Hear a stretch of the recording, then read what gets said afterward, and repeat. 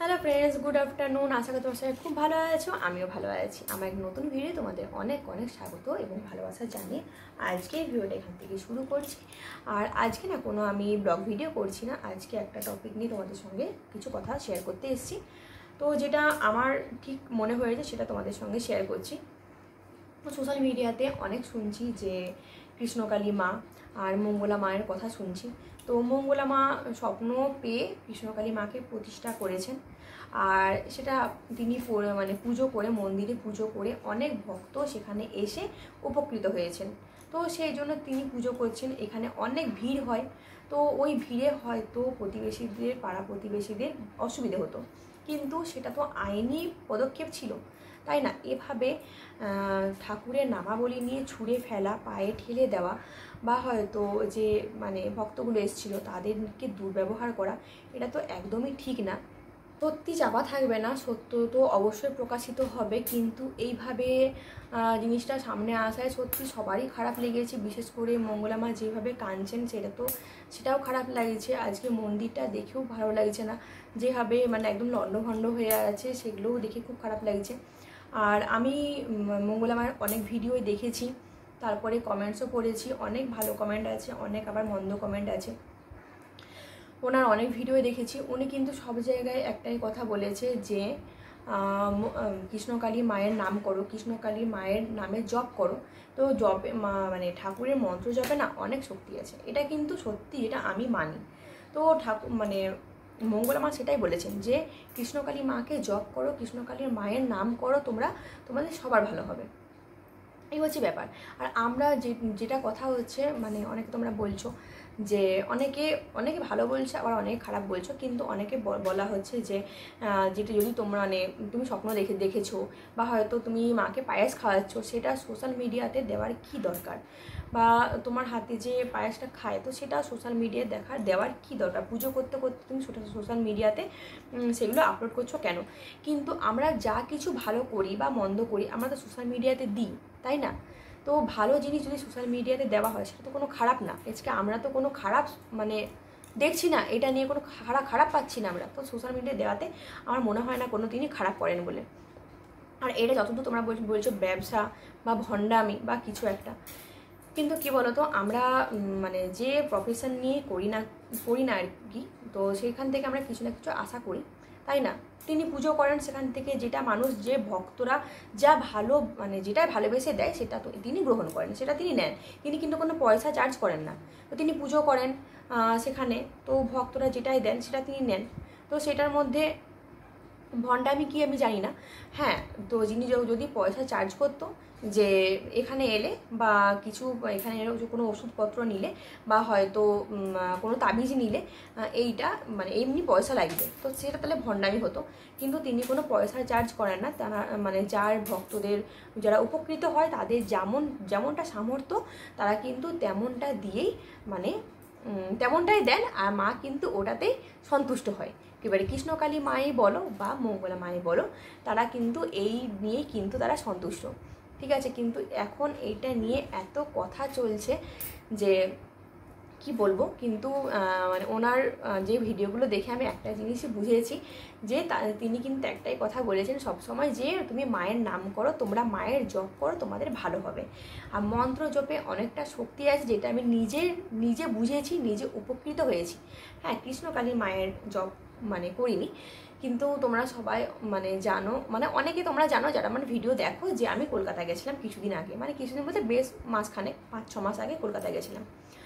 তো সেখানে আমি শিব শিষ্য হই, ঠিক আছে? শিব শিষ্য হই, ওইখানে শিবচর্চা হয়েছিল, সেখানে মন্দিরে গেছিলাম, শিবচর্চাতে গেছিলাম।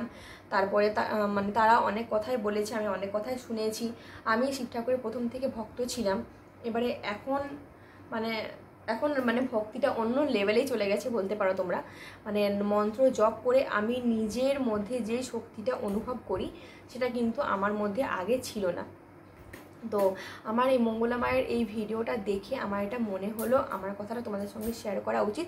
কারণ মঙ্গলা মা সবসময় বলে এসছে যে তোমরা মন্ত্র জপ করো, তোমরা কৃষ্ণকালীর মায়ের মন্ত্র জপ করো, তোমরা বিশ্বাস করে নিজের মন থেকে তোমরা যদি মাকে ডাকার মতো করে যদি মাকে ডাকো, তোমরা অবশ্যই পাবে। পুজো পুজো আমরা উপরে করি, মানে লোক দেখুতি হোক বা পুজো আমরা এমনি দেখুতি করি, কিন্তু আসল হচ্ছে মনের ভাবটা। আমরা যদি নিজের থেকে মনের ভিতর থেকে আমরা যেই জিনিসটা, যেই মন্ত্রটা জপ করব, সেটাতে যে শক্তিটা পাবো না, সেই শক্তিটা কিন্তু কোনো পুজোতেই নেই। মানে আসল হচ্ছে নিজের অন্তর থেকে ডাকো, তাহলেই মানে যেই ঠাকুরকেই তোমরা বিশ্বাস করো, সেই ঠাকুরকে অন্তর থেকে ডাকতে হবে। এটার মধ্যে কোনো ভণ্ডামি নেই, কোনো মিথ্যে নেই। আমি তোমাদেরকে তো আগেই বলেছি, তিনি কোনো পয়সা চার্জ করেন না। তিনি যদি পয়সা চার্জ করতো তাহলে সবাই বলতো, আমি কেন, সবাই বলতো যে হ্যাঁ এটা ভণ্ডামি, কিন্তু তিনি তো পয়সা চার্জ করেন না, তাই না? তো আমার সেখানে ভণ্ডামি বলে মনে হচ্ছে না।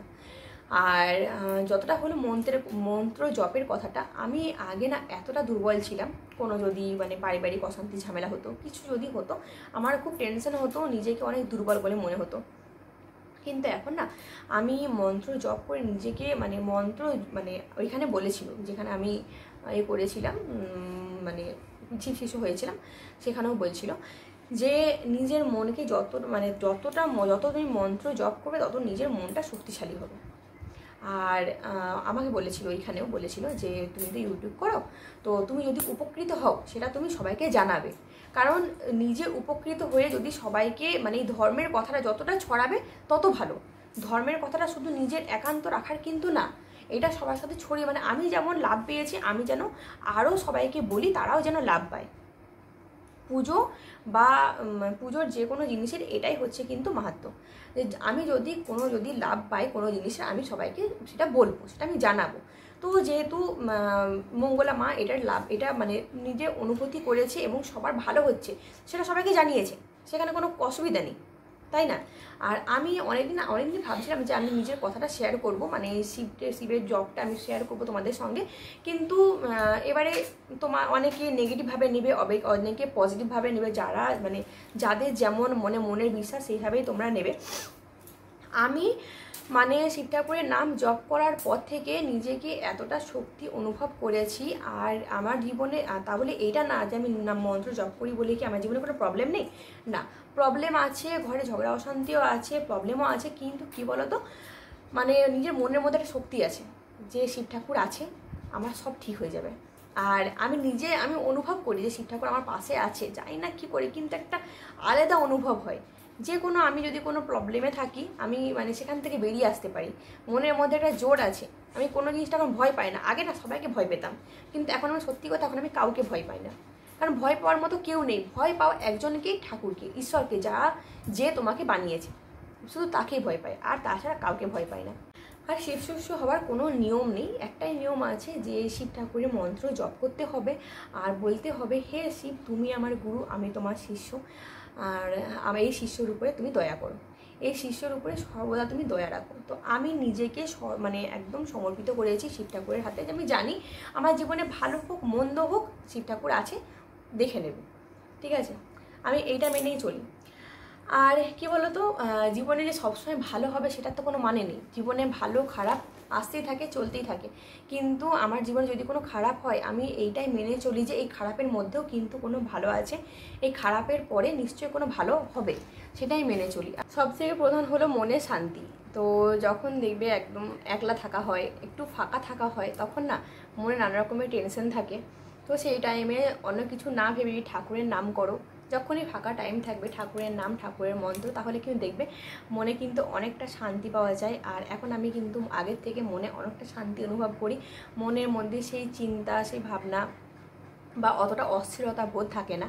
তো সেই জন্য আমি এই কথাটা, যেহেতু এখন আজকে এইটা নিয়ে অনেক চর্চা হচ্ছে বলে এই কথাটা আমি আজকে কথাটা তুললাম, যে সমস্ত দেবদেবীদের যাদেরকে তোমরা মানো, তো তোমরা একটুখানি জাস্ট ওদের মন্ত্র জপ করবে, তার মধ্যেই কিন্তু অনেকটা শক্তি পাবে তোমরা, অনেকটা ভালো হবে।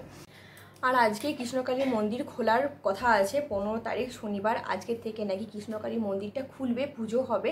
তো নিশ্চয়ই পুজো হবে, নিশ্চয়ই সবাই আবার ওইখানে সমাগম হবে, আবার ভিড় হবে। তো এটাই আশা করছি। আর তো তোমরা সবাই ভালো থেকো, সুস্থ থেকো। আজকে ভিডিওটা এখানে শেষ করছি।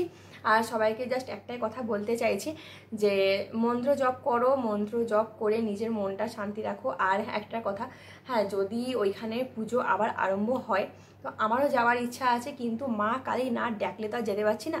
তো যখনই কৃষ্ণকালী মা আমাকে ডাকবে তখন নিশ্চয়ই যাব। তো আমারও যাওয়ার এখানে ইচ্ছে আছে। তো এর মধ্যে যদি ভণ্ডামি থাকতো তো সেখানে আমিও যেতে চাইতাম না, বা আরও অন্য মানুষও যেত না।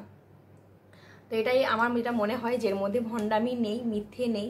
তারপরে সত্য তো প্রকাশিত হবেই, জানি না কি সত্যি, কোনটা মিথ্যে, সেটা তো তোমরাও দেখবে আর আমিও খবরের মাধ্যমে জানতে পারবো। তো যাই হোক, আজকে এটা এখানে এন্ড করছি। ভালো থেকো, সুস্থ থেকো, টাটা।